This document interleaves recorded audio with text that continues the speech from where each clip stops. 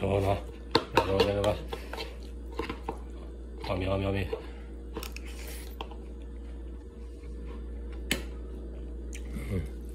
对，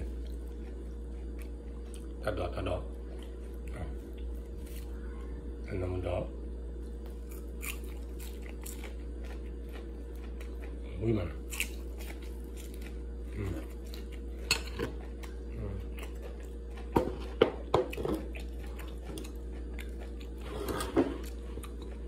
累了。